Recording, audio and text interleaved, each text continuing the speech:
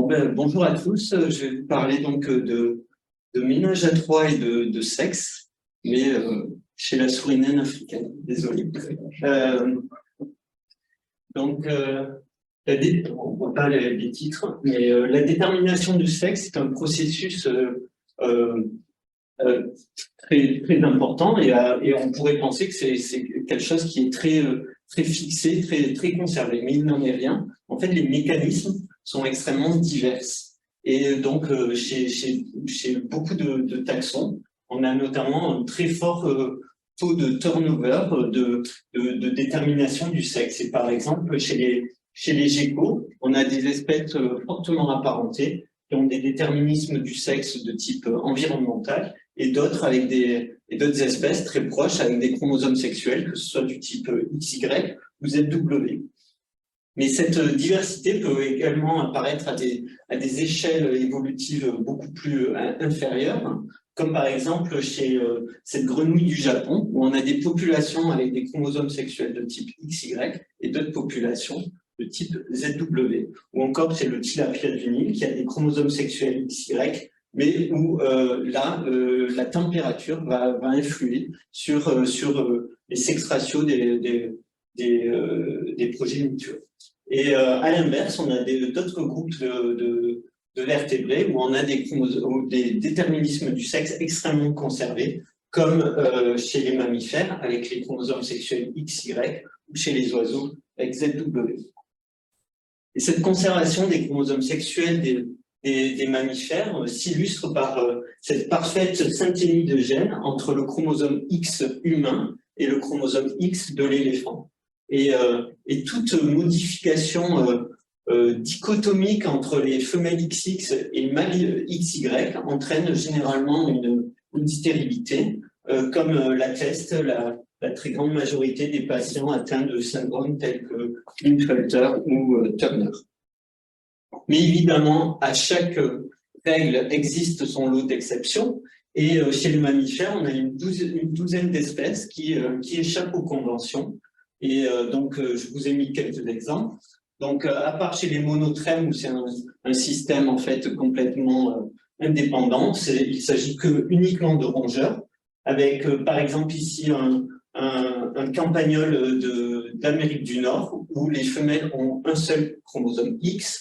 On a également l'émile des forêts, où là on a une forte proportion de femelles XY. Et enfin, peut-être le cas le plus incroyable, c'est l'Obus lutescens, donc qui est en Asie mineure, où mâles et femelles ont un seul X, c'est-à-dire avec disparition du deuxième X chez la femelle et disparition totale du chromosome Y. On a enfin la souris naine africaine, donc avec également des femelles XY, et enfin, comme je vous l'ai dit, l'ornithorynque qui a ses 10 chromosomes sexuels. Donc, tous ces espèces constituent des modèles précieux pour comprendre les voies génétiques de la détermination du sexe des mammifères et l'évolution des chromosomes sexuels. Mais malheureusement, ils sont très peu étudiés. Et moi, aujourd'hui, je vais vous parler, donc, évidemment, de Mus minutoides. Alors, petite présentation du modèle pour ceux qui ne la connaissent pas encore. Donc, c'est un des plus petits mammifères au monde, où les adultes font entre 6 et 8 grammes, donc vous avez une idée de la taille ici, et ils appartiennent au même genre que la souris domestique, et ce qui constitue un énorme avantage, puisqu'on a accès à une importante ressource génomique qui est directement applicable sur les souris naines africaines. Elles ont une distribution large dans toute l'Afrique subsaharienne et occupent des habitats variés, alors essentiellement dans les savanes, mais on les retrouve également en forêt et également dans les champs et même des fois à l'intérieur des maisons. Et donc l'histoire a commencé pendant ma thèse, où j'étais en Afrique du Sud sur le terrain pour cariotyper des souris naines et où j'ai identifié des femelles qui avaient un cariotype bizarre, en tout point similaire à ceux des mâles. Et donc, rapidement, j'ai pu confirmer qu'il s'agissait en fait de femelles XY en hybridant le chromosome Y de la souris domestique sur ces métaphases. Et donc, j'avais un signal non ambigu. Donc, on avait une très forte proportion de femelles XY et en plus qui étaient fertiles. Alors évidemment, fort de ce résultat, on est retourné sur le terrain pour échantillonner d'autres populations en Afrique australe, mais également via des collaborations en Afrique de l'Ouest, et où on a trouvé encore plus de femelles XY. Et donc en Afrique de l'Ouest, ça appartient à une autre lignée génétique, et ainsi, grâce à une reconstruction phylogénétique, on a pu dater l'apparition de ces femelles XY autour d'1 million d'années. Donc au début, on a pensé de suite à une mutation sur le gène SRY, le gène SRY étant le déterminisme du sexe chez les mammifères, mais il n'en est rien, puisque le séquençage du gène complet a montré même haplotype chez les mâles et femelles, et plus tard, avec l'élevage, on a montré que les femelles XY transmettaient leur Y à leur fils, donc un Y tout à fait fonctionnel. Et en fait, il s'agit plutôt d'une mutation sur le chromosome X, puisque nous avons identifié 2 X morphologiquement différents et un qui était toujours associé aux femelles XY et qu'on a appelé X étoile. Donc on a le X ancestral et un X étoile qui est plus petit avec un pattern de bande différent et donc toujours associé aux femelles X étoile Y. On a donc un seul type de mâle, les XY, et 3 types de femelles, à savoir les femelles XX, les femelles XX étoiles et les femelles X étoile Y. Et donc, on a ce qu'on peut appeler un système polygénique. C'est un des rares cas chez les vertébrés et encore plus chez les mammifères. Nous avons donc 3 chromosomes sexuels, le Y, le X et le X étoile, et 2 déterminants majeurs du sexe, à savoir le déterminant mâle classique SRY porté par le chromosome Y et un déterminant femelle qui est dominant et qui est encore inconnu, mais qui annule les effets de SRY et qui est donc porté sur le chromosome X étoile. Et donc, ça remonte déjà en juin 2010. Je suis retourné sur le terrain et donc ça c'était mon terrain de jeu au milieu des gnous et des impalas où j'ai posé des pièges pour ramener les souris au labo, et donc depuis, je possède le seul élevage au monde de cette espèce. Et donc, à travers cet exposé, je vais vous présenter un peu mes travaux, et donc qui concernent surtout à identifier les forces évolutives en jeu pour comprendre l'émergence de ce nouveau déterminisme du sexe, et identifier les causes et conséquences donc de ce déterminisme du sexe. Et donc, en l'illustrant à travers les différentes petites pièces du puzzle qu'on a réussi à assembler. Et donc, pour cela donc, je vais commencer à vous présenter donc, les résultats sur une analyse de traits d'histoire de vie à partir des données de l'élevage. Et donc, l'évolution d'un tel système peut apparaître comme un paradoxe, puisqu'il est associé à d'importants coûts à la reproduction, et notamment des très fortes perturbations à la méiose. Et même s'il y a des femelles qui arrivent à passer ces problèmes méiotiques, se rajoute la perte d'un quart des embryons, les YY, qui ne sont pas viables. Donc, on a des énormes coûts à la reproduction, et donc, c'est compliqué de comprendre comment l'évolution à long terme d'un tel système. Et donc, on va regarder à l'élevage si les femelles X étoiles Y parviennent à éviter cette baisse de fertilité. Donc ça, c'est des résultats qu'on a obtenus au cours de la thèse de Paul, il y a déjà un moment, où donc on a récolté pendant plus de 3 ans et demi à l'élevage des données de repro pour estimer le nombre de descendants au cours de la vie. Et donc, les résultats montrent clairement que, contre toute attente, que les femelles X étoiles Y ont un bien meilleur succès reproducteur que les deux, en tout cas en conditions de labo, que les 2 autres génotypes. Et donc, pour aller plus loin, on a voulu aller voir quels étaient les mécanismes sous-jacents qui pouvaient expliquer une telle différence. Et donc, on a récolté d'autres données. Et notamment, la proportion de femelles qui a au moins une portée au cours des 6 mois en contact avec un mâle. Et là, on montre encore une fois que les femelles X étoiles Y se reproduisent mieux en laboratoire que les 2 autres génotypes. Également, l'âge à la première portée et en moyenne, les femelles X étoiles Y se reproduisent 1 mois plus tôt que les 2 autres génotypes. Et donc, à l'échelle d'une vie de souris, c'est pas négligeable. Mais le résultat le plus surprenant était la taille des portées, puisque nous montrons que les femelles X étoiles Y ont en moyenne un petit de plus par portée que les 2 autres génotypes, malgré la perte des embryons YY. Et ce résultat-là peut être directement expliqué par le taux d'ovulation qui est plus important chez les femelles X étoiles Y. Et ce taux d'ovulation, on l'a estimé en comptant les corps jaunes, c'est-à-dire les cicatrices des ovocytes expulsés sur la surface des ovaires. Donc, nous montrons que à travers plusieurs petits mécanismes, les femelles X étoiles Y compensent et même surcompensent cette perte d'embryon. Donc, oui, je suis désolé, j'ai repris quelques diapos, donc là, c'est pas au point cette animation, donc vous n'aurez pas chacune des pièces du puzzle, mais que quelques-unes. Et voilà, donc aujourd'hui, je vais vous parler notamment du comportement. Et donc, on a fait pas mal de tests comportementaux, et je vais vous en présenter quelques-uns, et à commencer par le test Resident Intruder, où c'est pour estimer l'agressivité et les interactions sociales d'une femelle résidente envers un mâle intrus. Et donc, j'ai une petite vidéo. Voilà. Donc, c'est pas un accéléré, hein, c'est...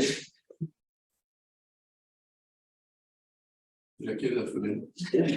C'est celle qui poursuit. Et donc c'est des tests qui durent 10 minutes et où on va justement regarder donc le temps de latence, c'est-à-dire le temps avant la première attaque et le nombre de combats de la femelle sur le mâle.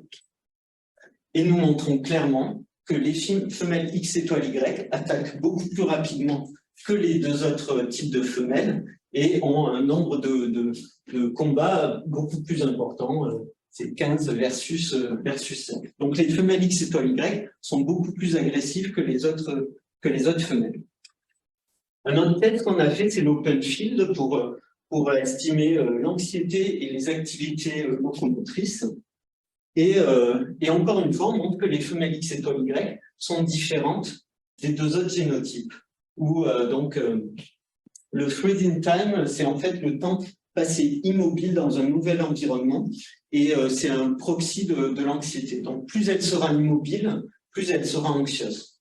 Donc on montre que les femelles X étoile Y sont moins anxieuses et parcourent de plus grandes distances que les 2 autres génotypes. Mais là où ça devient encore plus intéressant, c'est quand on rajoute les mâles et où on montre qu'en fait les femelles X étoile Y ont des réponses identiques à celles des mâles.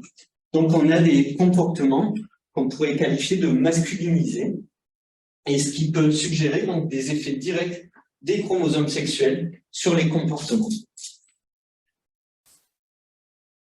Nous avons également regardé une performance, à savoir la force de morsure. Donc ça, c'était grâce à un thésard de l'ISEM, donc Samuel Ginot, et où on a montré donc les femelles X étoile Y, encore une fois, mordaient plus fort que les autres femelles, mais même avaient une tendance à mordre qui est non significative, plus fort que les mâles. Donc, tous ces différents comportements suggèrent donc une masculinisation des femelles X étoile Y, ce qui nous a poussé donc à travers la thèse de Louise de regarder un autre type de comportement qui est parmi les soins parentaux qui font partie des comportements les plus sexuellement dimorphiques. Et donc un des premiers tests classiques, c'est le pup retrieving, c'est-à-dire on va déplacer les petits dans un coin de la cage et on va chronométrer et regardez la probabilité que met la femelle pour aller chercher ses petits. Donc là encore, j'ai une petite vidéo pour vous voyez. Donc,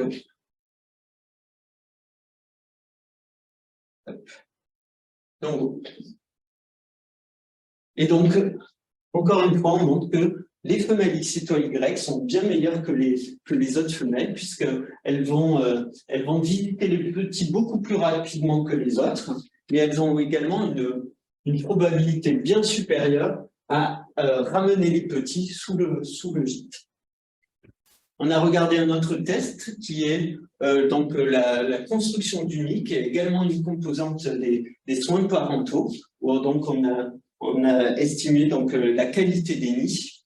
Et donc là, encore une fois, les femelles X étoile Y sont différentes des deux autres génotypes, mais cette fois, elles ont une probabilité bien supérieure à construire des nids de moins bonne qualité que les autres femelles. Ce qui est évident chez les femelles X étoiles, où là, quasiment toutes les femelles font des nids de très bonne qualité, c'est-à-dire des dômes complets.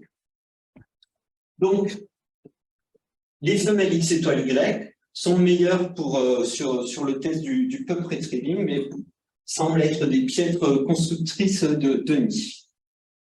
Un autre comportement, en fait, c'est à force de passer du temps à l'élevage, où je me suis rendu compte qu'il y avait une très grande hétérogénéité dans l'accomplissement et le partage des soins parentaux. Je m'explique, où une fois que la première portée naît, il y a certaines femelles qui vont totalement évincer le mâle en l'agressant, voire le tuant, alors que d'autres femelles vont accepter le mâle sous le même gîte et où il va participer activement aux soins parentaux.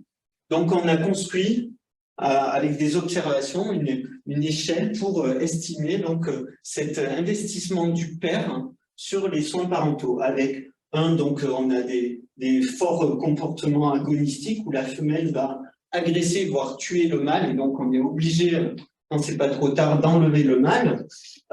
Donc le mâle a des stigmates d'agression, etc. Et jusqu'à où on observe des soins paternels. Et donc les résultats montrent une réponse dichotomique totalement différente, avec d'un côté les femelles X étoile Y qui vont avoir une probabilité bien supérieure à évincer le mâle et élever seuls les petits. Donc les pauvres mâles qui ont la malchance de tomber avec une femelle X étoile Y, ils ont quand même une chance sur 3 de se faire agresser, voire tuer. Alors qu'à l'inverse, chez les femelles XX et XX étoiles vont préférentiellement engager des soins biparentaux. Et d'ailleurs, là, on a les deux lignes qui sont vraiment collées l'une à l'autre. Elles sont vraiment... Donc, en résumé de cette diapo, on pourrait dire que les femelles X étoiles Y sont de bonnes mères, mais de très mauvaises épouses. Mais voilà. Et donc, pour la suite des comportements, je vais maintenant vous parler d'endocrino, où en fait, ces comportements très marqués, en fait, nous questionnent sur les causes proximales de ces différences.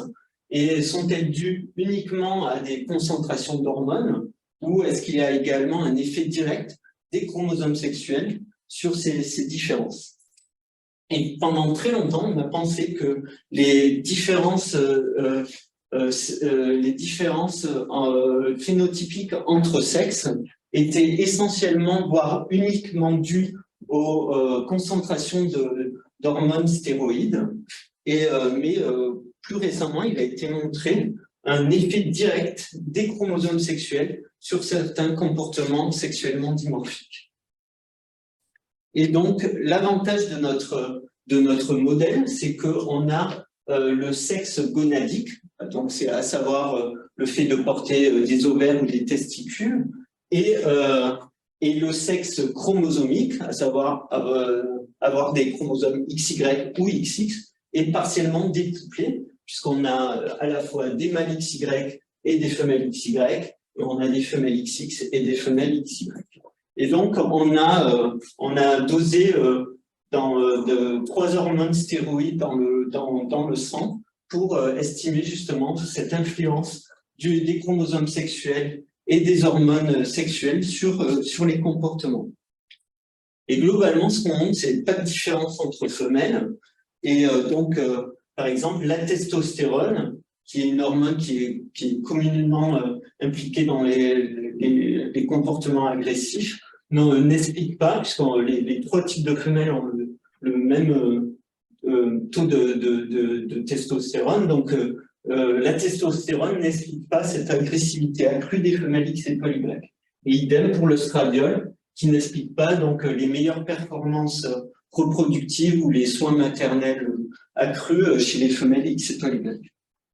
En revanche, on détecte une différence sur la corticostérone, qui est l'hormone du stress, et où on a des taux beaucoup plus importants chez les femelles XX et XX étoiles, qui pourraient justement expliquer cette finesse moindre de ces femelles, et qui serait aussi liée à ce qu'elles soient plus anxieuses que les femelles X étoile Y et les mâles XY.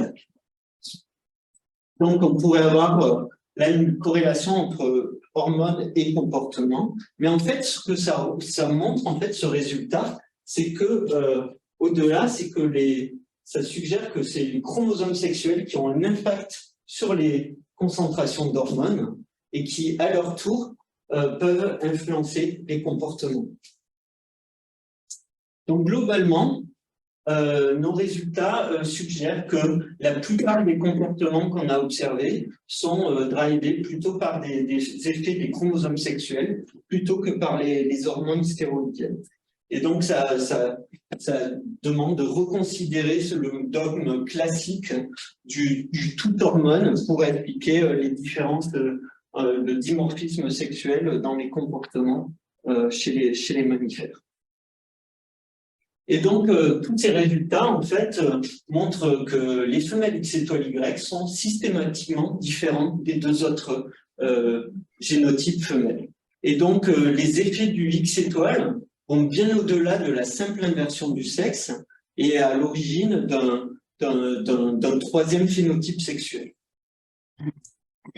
Et donc, avec justement des résultats opposés, où on a une féminisation totale des gonades, mais avec une masculinisation partielle des comportements et donc potentiellement du cerveau. Et donc ces résultats nous amènent à nous demander ce qui se passe justement dans le cerveau de ces femelles X étoile Y. Et donc dans la thèse de Louise, on a étudié donc le transcriptome du cerveau.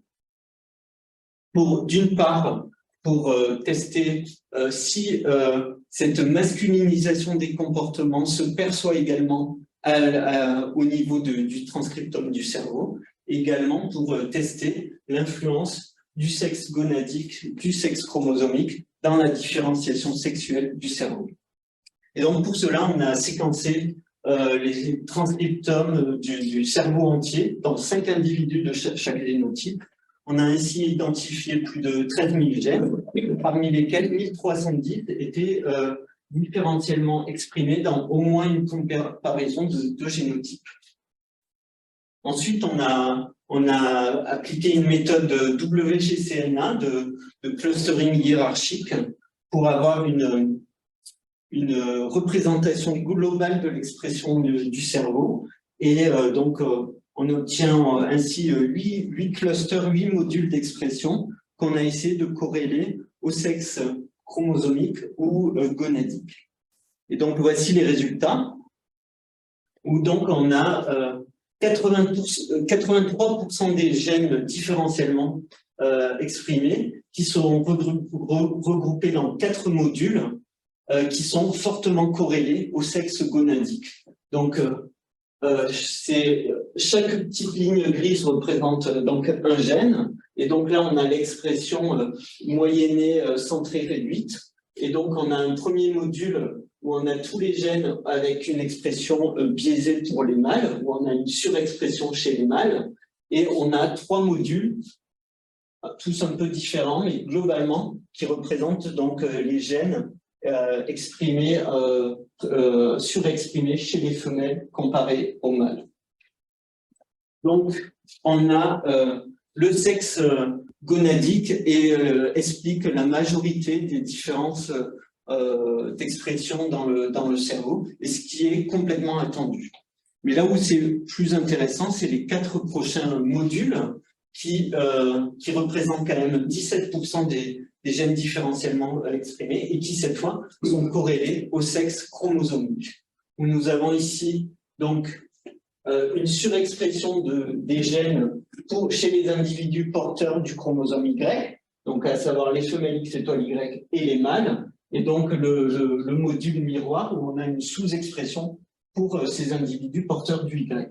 Et donc ces deux modules-là représentent quand même 10% des gènes différentiellement exprimés, où on a chez ces femelles X étoile Y une expression identique à celle des mâles et différente des autres femelles. Donc 10%, c'est pas rien. Et puis ensuite, on a 2 autres modules qui là, en fait, représentent une sous-expression pour les individus qui portent le X étoile, où on a ici donc les individus X étoile Y qui sont sous-exprimés, et puis on a les individus XX étoile qui sont hétérozygotes, qui sont intermédiaires. Et en fait, on a un module qu'on a appelé donc du dosage du chromosome X, où ici on a chez les femelles XX 2 X, ici chez les XX étoiles et les X étoiles et les XY on a un seul X et 0 X ici donc voilà. Et ces résultats sont d'autant plus intéressants quand on les compare à 2 études récentes qui également ont regardé le transcriptome de cerveau chez des espèces où également il y avait une discordance avec le sexe chromosomique. Et donc, ça a été fait chez la grenouille rousse où il y a des mâles XX et ils ont retrouvé seulement une poignée, 0,06% de gènes qui sont corrélés au sexe chromosomique. Et de même chez la souris transgénique où ils ont fait des femelles XY, ils ont retrouvé qu'une poignée de gènes avec une influence du sexe chromosomique. Donc, ce qui contraste énormément avec nos résultats. Donc, chez la souris naine, les chromosomes sexuels impactent fortement la différenciation du cerveau. Et pour continuer sur le cerveau, Louise a réalisé des analyses de neurobiologie, donc en collaboration avec Agnès Martin et Emmanuel Valjean de l'IGF, et donc où on est allé regarder dans le cerveau, donc 2 neuropeptides et une enzyme dans 2 noyaux de l'hypothalamus, et qui, en fait, il a été montré chez la souris que l'ocytocine dans le PVN induisait le comportement de pup retrieving et également induisait une agression maternelle. À l'inverse, la vasopressine dans le même noyau inhibe les comportements de construction du nid. Et enfin, on a rajouté donc la tyrosine hydroxylase dans un autre noyau de l'hypothalamus qui participe au comportement de pup retrieving. Et donc, fort de nos résultats de comportement, on avait des prédictions très fortes, à savoir donc une plus forte concentration d'ocytocine, de vasopressine et de TH dans les femelles X étoile Y. Et donc, voici les résultats d'immunostaining et de comptage de neurones marqués. Et en fait, contre toute attente, on ne détecte pas de différence dans le nombre de neurones marqués pour la vasopressine et l'ocytocine. En revanche, on a une tendance, mais non significative, pour plus de neurones ATH chez les femelles X étoile Y, donc qui rappelons-le, le TH participe notamment au comportement de pup retrieving. Mais en fait, c'est une étude très préliminaire. Comme vous le voyez, on a des tailles d'échantillons ridicules.